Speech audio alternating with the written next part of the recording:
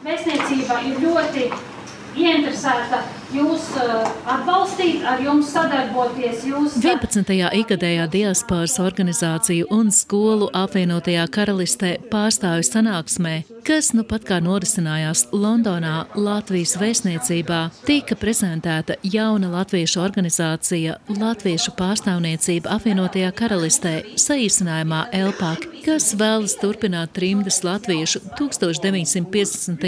gadā dibinātās Latviešu Nacionālās padomes Lielbritānijā LNPL darbu.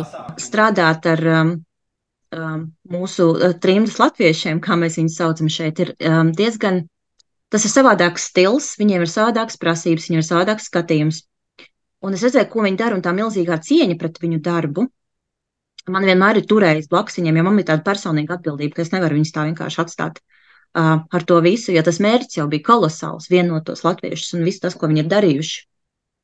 Bet 2022. gadā aicinājām cilvēkus pievienoties LNPL un nākt ar kaut kādām idejām, bet visi, protams, bija ļoti priecīgi. Viņi teica, ka jā, ka LNPL ir ļoti vajadzīgs un tā, bet vienalga jaunie neiestājās un viņi neatnāca. Un tas bija diezgan loģisks iznākums, kad LNPL nolēma, kad viņiem ir jābeidz.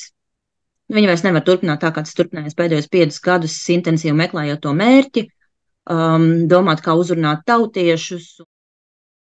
Pēc ražīgiem 73 darba gadiem šī gada 31. decembris būs pēdējā LNPL darba diena.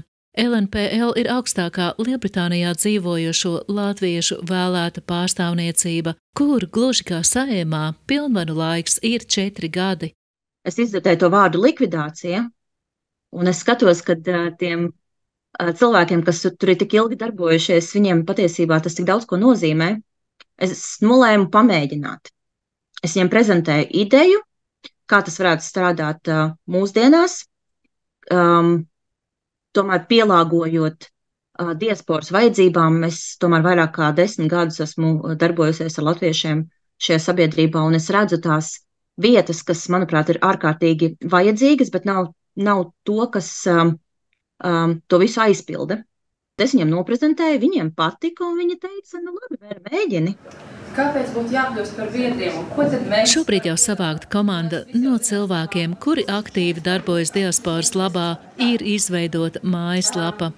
Bijušie LNPL biedri tiks aicināti kļūt par jaunās organizācijas goda biedriem vai darboties ētikas komisijā. Tāpat laipni aicināti visi, kas vēlētos kļūt par biedriem. Visas organizācijas, visi kas ir tie kopas, skoliņas, visi, kas mēs esam cilvēki, kas darbojās diasporai, aicinām viņus zem mūsu jumtiņa, lai viņi var sadarboties savā starpā, visi būtu vienu vietu. Ievedīs LNPL apvietotāju jaunā nākotnē.